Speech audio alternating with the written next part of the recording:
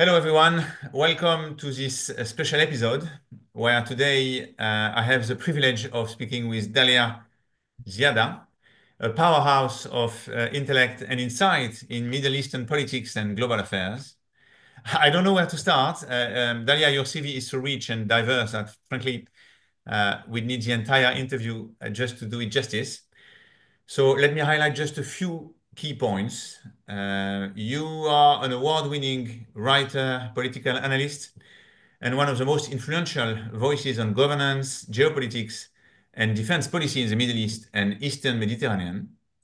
You received accolades from CNN as an agent of change and a distinguished alumni award from the prestigious Fletcher School.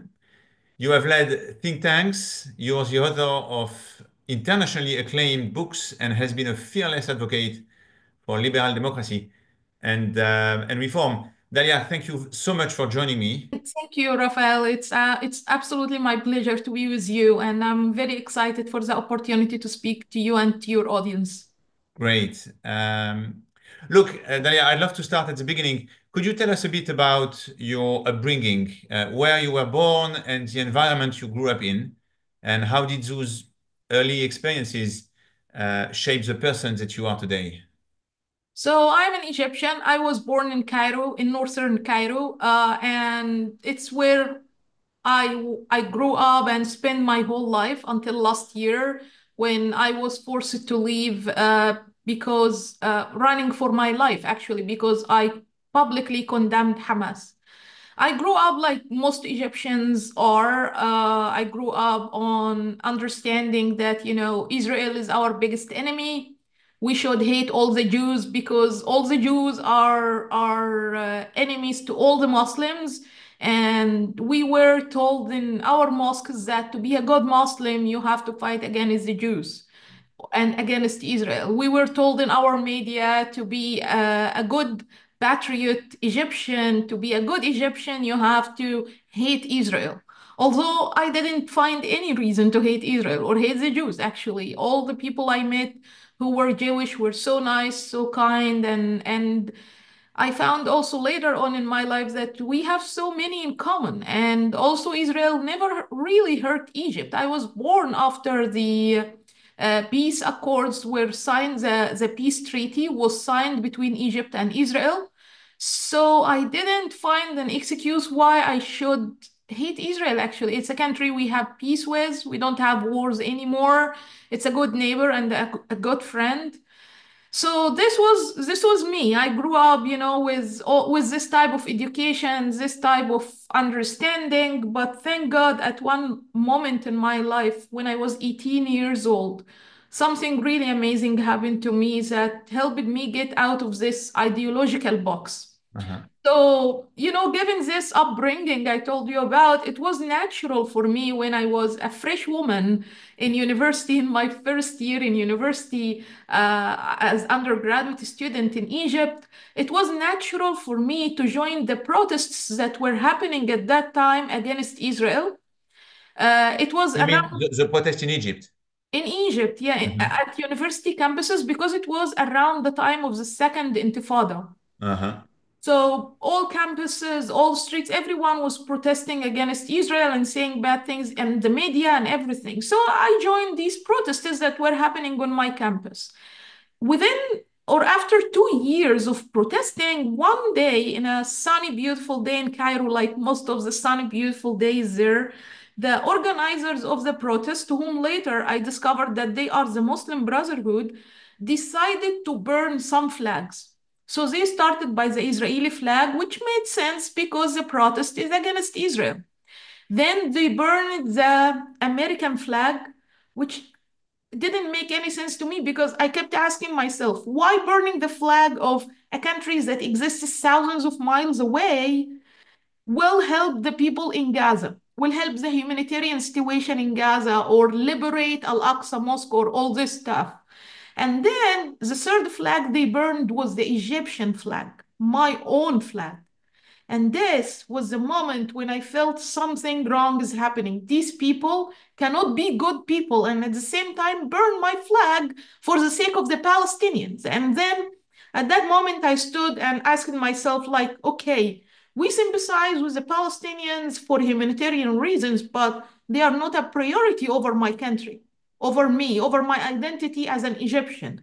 And then I started to question what's going on? Why these groups that's called the Muslim Brotherhood don't mind burning the flag? And then I decided to educate myself about Islam, Islamism, the ideology of the Muslim Brotherhood, and also about Israel, Judaism, and the ideology of the Jews and how much similar it is to Islam. Actually, I was very, very surprised. How old were you when you started 18, learning? 18 years 18. old, 18 years old, my first year in university. And then out of and educated myself about Israel, about the Middle East conflict, about all of these issues. And since then, I became a totally different person. I became an advocate for peace between Egypt and Israel, and between Israel and Arabs. I became an advocate for dialogue between Muslims and Jews. And I started to reach out even to Jewish people and have dialogue with and speak with, including, by the way, some Egyptian Jews, which was a surprise to me at that age, discovering for the first time that there were Egyptian Jews, and they never told us about them. They never told us in our media or our schools or anything about them. And since that time, also, I became a fighter against, and I'm very proud of that, against the ideology of radical Islamists, particularly the Salafists and the Jihadists and the Muslim Brotherhood. Just a quick question regarding Egypt. How is the Muslim Brotherhood doing now these days? Is it still an issue in the country?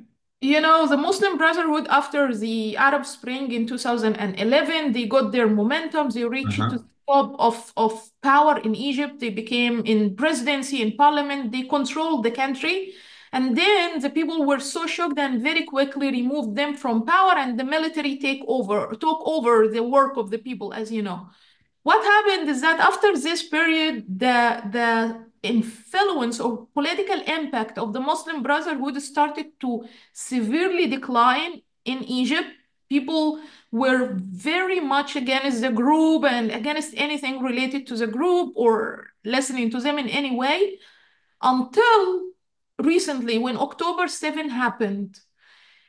Somehow radical Islamists is not only the Muslim Brotherhood, but also the Salafists, which in my opinion is as dangerous and even more dangerous than the Muslim Brotherhood, actually a group that is really widely controlling the grassroots citizens in Egypt, the poor and the people in rural areas and so. So these two groups, the Salafists and the Muslim Brotherhood, started to gain momentum once again because of the October 7 attacks and the success of Hamas in doing these attacks. And also because the wars that started in Gaza after that. And again, Al Jazeera is showering people with these footage of children under the rubble, women being killed, and all this stuff. So the sentiments started to be strong again in a way that allowed the Muslim Brotherhood and the Islamists in general to take over or to take the lead of the public opinion once again, But which do you think is very dangerous. it's very interesting because there was a blockade on the Egyptian side of the border between Gaza and Egypt, and there still is. Yeah, I mean, You know, Egyptians don't know. Do you think Egyptians don't know about it, or they just don't care? they know. Actually, look, we have different groups of Egyptians we're speaking about. If we are talking about the Islamists, they don't care. They don't really care about the Palestinian people. They don't care about the children under the rubble or the women. The only way they care about them is that, okay, they can use them as numbers to legitimize their extremism and their actions of hate towards Israel and jihad against Israel. This is Islamists for the Egyptians and also Jordanians, because these are the two immediate neighbors of Israel and the Palestinian territories, and these are the people who can open their borders to take Palestinian refugees. For them, it's different between the general public and the leadership, the political leadership. The general public saying, okay, we love the Palestinians, we will sing all types of love to the Palestinians day and night, but while they are on the other side of the border. If they cross the border, then they are a threat to our economy, they are a threat to our existence, and we will block them. We don't want them. The leadership plays to the domestic audience, the political leadership in Egypt, the political leadership in Jordan. Okay, they are playing on the fears of the domestic audience and they of their domestic audience, and they amplify these issues that if the Palestinian refugees came in, well, Hamas will also infiltrate into Egypt and we will have a fight with Israel and things will escalate very quickly. And they represent the issue of receiving Palestinian refugees inside Egypt, which should be a moral duty of Egypt, actually, an ethical duty of Egypt. Unfortunately, they are portraying it as if it is a threat to our national security. Very manipulative, and actually, it's also heartbreaking because I myself, before I leave Egypt, I was trying to help some of the families flee from the war when the war started, Uh-huh. some of the Palestinian families. And unfortunately, I did not find any cooperation from the Egyptian authorities, and they were put under the mercy of a militia group in Sinai that asked them for money to allow them in, and of course, a huge amounts of money actually, and of course they couldn't do it. So I don't know what happened to them because shortly after that, I myself was forced to leave Egypt after I publicly condemned Hamas, and these radical Islamists who are now leading the public opinion in Egypt came after me and they wanted to kill me. Some of them even went to my family house looking for me. So And you were really in danger. I was in real danger. Like people wanted to kill me just because I condemned Hamas October 7 attack. And I said Hamas is a terrorist organization and Israel is simply defending itself. And you cannot blame Israel for defending itself against a terrorist organization. But you know, the shocking part for me was when I contacted the Egyptian authorities, the security authorities in Egypt, to tell them that my life is in danger and these radical Islamists want to kill me. Their response was, "We will not protect you because you said you support Israel." You It's know, scary. it's crazy. It's Yeah. crazy. Yeah, and then after that, a number of lawyers filed legal claims against me. Some of them are very close to the regime, by the way. They filed legal claims against me at the Attorney General's office, accusing me of spying to the Israeli Mossad, committing high treason, and endangering Egypt's national security and inciting war crimes in Gaza. It's crazy. So I was It, I was it, at it, a moment, you know, either ending up being killed or being in jail. So I had to flee. Mhm. It's it's it's funny in a sense because when you think about General Sisi, he hates Muslim Brotherhood. El-Sisi is a pragmatic person. He hated the Muslim Brotherhood not because he disagrees with their ideology, but because they formed a threat to his rule and to the Mm. rule of the military, or to the opportunity of the military to rule the country after the fall of Mubarak. This is why he hated them. And Mm. then he pretending that, you know, he and the people around him later on pretending that they are friends with Israel, they want cooperation with Israel. It was also very pragmatic because as soon as October 7 happened and we saw, Egypt unfortunately was one of the very first countries that turned against Israel, and they even went as far as blaming Israel for the October 7 attack, you know, like as if it's the fault of Israel, not the fault of Hamas. You've been active in the Muslim-Jewish dialogue and Arab-Israeli dialogue for 16 years, if I'm right. You publicly expressed, so we can hear it now, but you publicly expressed your support for Israel's military actions against Hamas. Following October 7, you condemned Hamas, you voiced support for Israel's efforts to eliminate the terrorist army. Um, would you say, were you surprised by the level of atrocities? Let's put it this way. Oh my God, what happened on October 7, you mean? Yeah. First of all, you know, it was not reported in our media that it was an attack on civilians. like the very first reports we had on our Arab media and Egyptian media was simply that it's just another clash between Hamas militants and Israeli soldiers. Nobody mentioned anything about the raping of the women, the killing of the people in their homes, in their pajamas, on the breakfast table. Nobody mentioned this. Then a few days after, the news started to come out and very confusing and people did not understand what was going on, I was invited to a video conference in Arabic that was held by the Ministry of Interior and the Ministry of Defense. Sorry, the Ministry of Foreign Affairs and the Ministry of Defense of Israel. And it was in Arabic, which was great, by the way, and very rare of Israel. As you know, they are not very good with public relations and PR, so it was impressive at that time. It was in Arabic, and there were more than 200 Arabic-speaking journalists, activists, and writers from all over the region who joined. So I joined this, and for the first time, they showed us what happened on October 7. Videos from the videos that were released later actually are only small part of the truth.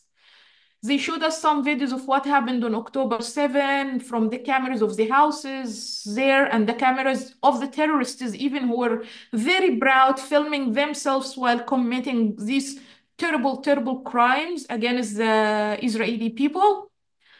So it made me very angry at that time. I remember very well. I was angry not just because these atrocities were really horrible, horrific in every way, but also I was angry because I did not understand why my own people, the Arabs and Muslims, were celebrating such a thing. How comes they celebrated just because the person who was attacked is a Jew? How come we just become so, how we lost our humanity in such a way?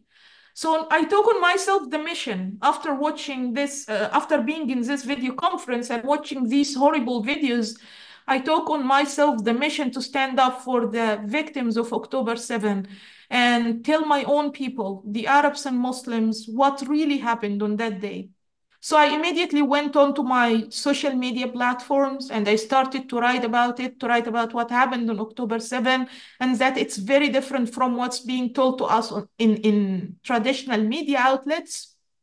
And then, I started to receive like attacks and death threats once I started publishing this, but then things escalated very quickly when I appeared on an interview, a podcast interview in Arabic with the Institute for National Security Studies, and I spoke about all of this. And You mean in Israel, still in Israel? it is in Israel, but it was on Zoom. I On didn't go Zoom. to Okay, Israel. okay. I was in Cairo. I was doing the interview from Cairo at that time. And the interview went viral, and my statements, especially saying that Arab countries should support Israel, also went viral. And speaking about Hamas, speaking about the photos and videos that I saw from the horrific October 7 attack. Also, this was all in the interview, and people were I don't know, it went crazy. From my experience, I've been since I came here, I've been touring American universities and speaking with students on both sides, the pro-Palestinian and the pro-Hamas even ones, and also the pro-Israel ones. So I've been to about 25 campuses so far in the US. And it's interesting that we have, first of all, on the pro-Israel side, things are very clear. They know exactly what they are fighting for, what they are standing for. But on the pro-Palestinian, pro-Hamas group, it's very interesting. We have two categories. The people who are leading these groups are the pro-Hamas ones. They are members of organizations like the Students for Justice in Palestine and other different names of organizations that all, if you track where they all come from and what they are doing, you will see that they are going back, way back 15 years ago to the BDS campaign, the boycott, divest, and sanction campaign that was launched against Israel from inside American campuses 15 years ago. They all somehow are linked there. And these organizations actually are funded by, these student organizations are funded by nonprofits, and these nonprofits are funded by Qatar and Iran and other groups. And actually, these not are my words. The Office of the Director of National Intelligence here in the US issued a report in July 2024, earlier this year, saying that Iran is involved in organizing these protests. And some other reports found that Qatar is actually funding the non-profit organizations that are funding the student groups on campus who are doing this. So we have these groups who know very well what they are doing. They are very evil, and they are serving a foreign agenda of Qatar, Iran, and the axis of evil or axis of resistance, as they call themselves in the Middle East. And of course, the goal of this axis of resistance is to destroy Israel, and not only Israel, but to destroy the West in general, the Western culture, the Western civilization.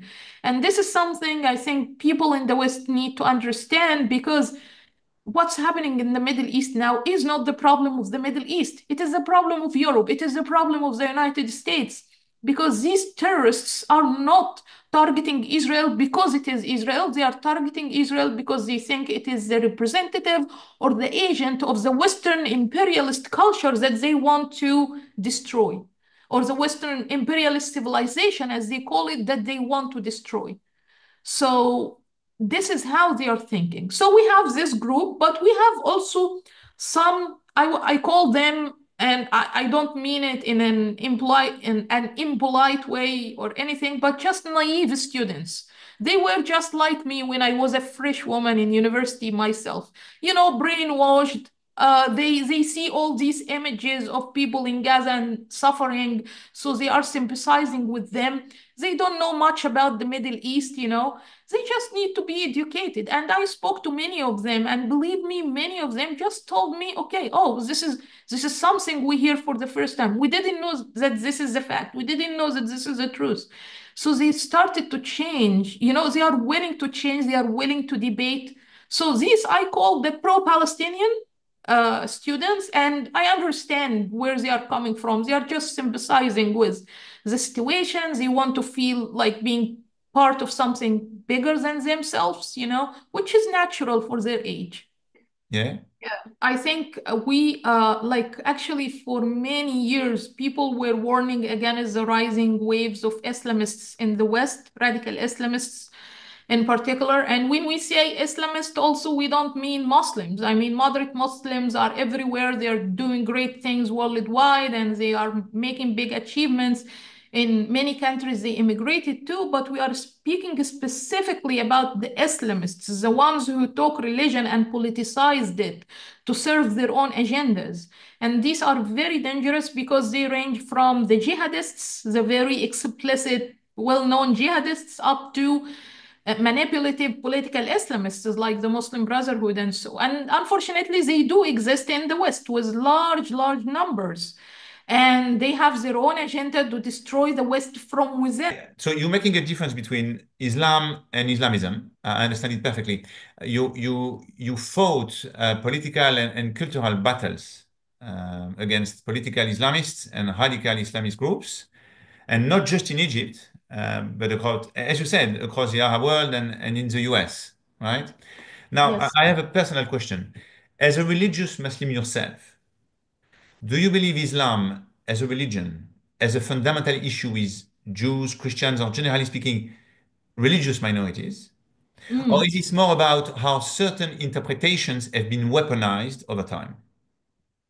Right. Actually, you're right. The problem with Islam as a religion, as the religion we know today, is that, okay, not Islam, how can I say? The problem with the Muslims practicing Islam today is that we were raised on the concept that we should not debate Islam. We should not debate the holy texts that we disagree with. We should just accept it for what it is, because these are words coming from God, and the prophet of God, and we should follow that. And personally, I was struggling with this my whole life because I had questions. I had things to ask about. I saw things that did not make any sense to me in the holy texts. Did not make any sense to me, for example, to hate people just because they have a different religion. It did not make any sense to me why men have to marry like four women just to follow the prophet who married 13 women, and why the prophet even married 13 women, you know? So I had all these questions myself growing up until actually later on in my life when I broke out of this ideological box I told you about earlier. I started to take a different path in the way how I approach Islam. I told you earlier, not all Muslims are the same. There is actually a very wide spectrum of Muslims, ranging from radical ones up to reformist and liberal ones. I consider myself one of the liberals and reformists. Yes, I adopt religion, Islam as my religion. It's how I practice my relationship with God. How, you know, this is part of my belief and my perception of the world, but it's something between me and God. It has nothing to do with the world we're living in. The world we're living in is something that's based on other rules, other, you know, values, and I have to adapt to these rules and these values and adopt them as my own way of dealing with other human beings. And by the way, I'm not the only person who's doing that. There is a huge reformist liberal movement in the Muslim societies. One of them is very prominent in Egypt, for example. Actually, it started in Egypt and Syria, ironically. Of course, nobody knows where Syria is going now. What we are witnessing right now is very interesting in the Middle East. I wrote an article about this actually, so let me summarize it for you. We are witnessing the moment of the birth of what we can call the pragmatic political jihadism. It's very similar to the pragmatic political Islamism that we saw in the 1980s after the success of the Islamic Revolution in Iran. The Mhm. success of the Islamic Revolution in Iran in toppling a dictator and, you know, taking their place and also fighting under the slogans of democracy and freedom and all of that, and then taking over power as Islamists inspired other Islamist groups in the region at that time in the 1980s to become also political and seek a political role in their countries. We saw at that time the birth of Hamas, the political impact of the Muslim Brotherhood started even to be bigger. So this was one thing. What we are watching now is political jihadism being born, meaning that the jihadist groups who were usually, you know, fighting on a very hardline ideological background are not like this anymore. They are willing to adapt in order to get political gains. They are not only fighting for their ideology right now, but they are fighting for power. So they don't mind playing manipulative political games to get to power, which means also we might see it might infect other countries all over the region or other jihadist groups in the region to do similar things in other Arab countries, to use force in order to topple the dictators and then play this political game and take over power. And I think exactly. I think the king of Jordan must have difficulty to sleep these days. Oh my God, Yeah, yes. Oh yeah. Well, some argue that in Egypt too, they have very big yeah. fears about what happened in Syria that may inspire an action in Egypt as well. I'm just trying to put myself in your shoes. We are talking about Islam and Islamism. You have like many terrorist attacks have been carried out in the name of Islam over the last decades. How does that weigh on you personally? Do you feel it's a constant Oh, burden or something you can't escape thinking about?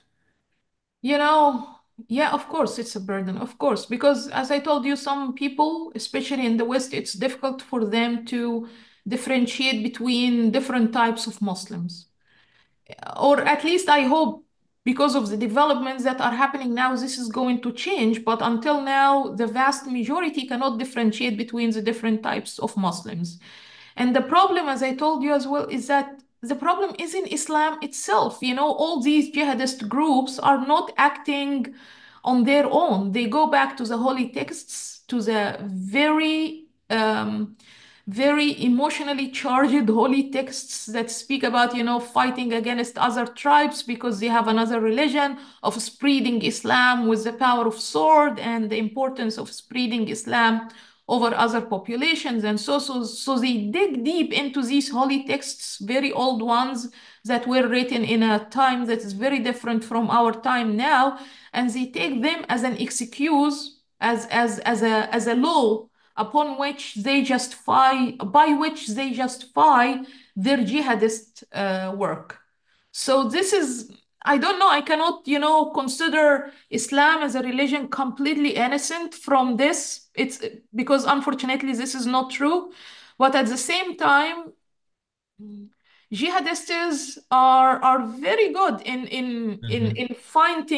in finding the justification for what they're doing, you know. I'm not sure if I'm clear, but it's Well, I think probably the problem is I'm just thinking out loud.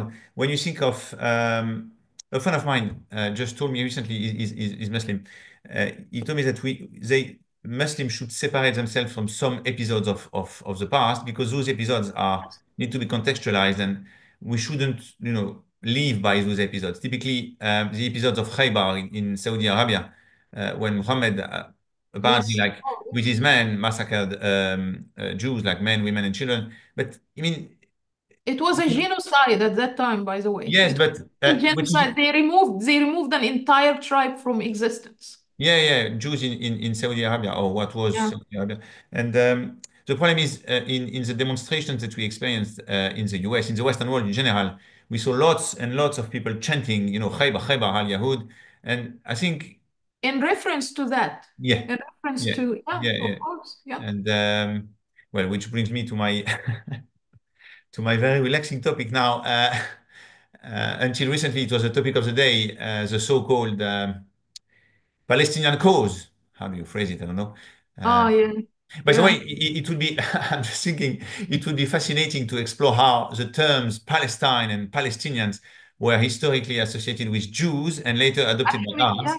But And then, that's for yeah, another time, probably. Uh, well, look, ho- what's your view on this cause? What's your view on the Palestinian cause, as we say? it's really interesting you asked this question because when people hear the word Palestinian cause, they may assume that it means maybe giving a homeland to the Palestinian people, you know, or the people whom we call today the Palestinians, who are the Arabs in this area, and giving them a homeland, building a Palestinian state where they can live happily next to Israel and nobody is hurting nobody, you know. But this is not the Palestinian cause at all. The Palestinian cause is to eliminate Israel. This is exactly their goal, is to eliminate Israel from existence. The Palestinians are not obsessed, the Palestinians and the Arabs from behind them are not obsessed with building their own state as much they are obsessed with destroying the Israeli state. And this is the most dangerous part, in my opinion. And this is what needs to be exposed about the so-called Palestinian cause. It attracted so many people around it worldwide, while they don't really understand what they are supporting. They are supporting an action of terrorism, a call for terrorism, actually, this so-called Palestinian cause. There is no such a thing. If the Palestinians really want to live in peace, they want to live in coexistence, live as, you know, good neighbors to the Israelis, other things need to happen other than what we are watching today. Because also this Palestinian cause was manipulated in a very interesting way. First, it started during the Pan-Arabism era in the 1950s and 60s as a cause to liberate this piece of land from the river to the sea from the hands of the Western imperialist agent called Israel. And then in the 1980s and 90s, with the birth, you know, of all, with the rise of all these Islamist organizations and groups, and so the Palestinian cause became to liberate the Jerusalem and Al-Aqsa Mosque and the Islamic holy sites from the hands of the bad Jews who are not protecting them. You know, did you see how they play with words? It's crazy. It's crazy. Well, they were helped by the Soviets, as I often say. They had the masters, I think Nasser and the Soviets. But uh, interestingly, I had a friend who was part of the negotiating team during Oslo. You remember, in the 90s, and he was discussing with one of the Palestinian counterpart, a very moderate guy. I can't remember the name. Um, and at the end of the meeting, he said, just, He's Palestinian? yeah, Palestinian, like a moderate one, was like negotiating, the accord and the territories and whatever. And my friend said to him, "So now you're happy? You're happy? We're reaching the end of history, so to speak." And the guy said, "No, I'm not happy. We want the entire territory, but for now, it's good. Huh, okay, Interesting." interesting. Wow, exactly. You know what's funny here? Also, how words are being manipulated. Words like ceasefire and peace, when you say them as a Westerner, they are completely different from how uh, someone from Hamas or from the Arab world says them. They have a completely different meaning. Meaning. The word ceasefire, for example, you mean when you think, ceasefire means to end the war and to have peace, a lasting peace, and to have, prosperity ever after. But this is not the case for the jihadists. For jihadists, ceasefire means jihadists and also like the Palestinian Authority and all these people, ceasefire means temporary pause of the war. It's a truce. It's hodna, we call it hodna. It's only a temporary pause for the war so we can, have some rest, rearm and regroup and then come back and kill you or continue killing you. This is how they are thinking. So It's what's the solution? Do you think of any possible solution for this endless conflict? First to get rid of the Islamists. The first solution is to get rid of the Islamists and their influence on politics in not only in the Israeli-Palestinian conflict, but in our entire region. Get rid of Islamists and everything else will be solvable. Really. Get rid of the impact of Islamists, the ideology of radical Islamists, and everything else in the region will be solvable because it will be based on pragmatic political transactions. I don't know how to. You manage to navigate very complex and heavy topics with such clarity. I must say, um, the stance that you've taken is incredibly courageous, considering your religious background. Supporting Israel and advocating for liberal reform is anything but easy or relaxing. What are your next plans? So right now I'll continue, doing the campus visits that I'm doing and trying to educate as much people as possible about the Middle East that I know, the real Middle East, not the Middle East they know from wrong resources or inaccurate resources. So this is my mission at least for the coming few months. Let's promise to reconvene when there's finally peace in the Middle East. It may take a Yes. while, but let's stay optimistic, right? Oh, yes, maybe all of us, all of your guests, including Yasmin, myself, and everyone, come together, Exactly. Exactly. one big party and celebrate peace happening, hopefully. Exactly. Amen. Exactly. Amen. So, thank you very much, Dalia. Thank you so much. Thank you, Raphael. It was a great pleasure being with you here today. Thank you. Bye bye.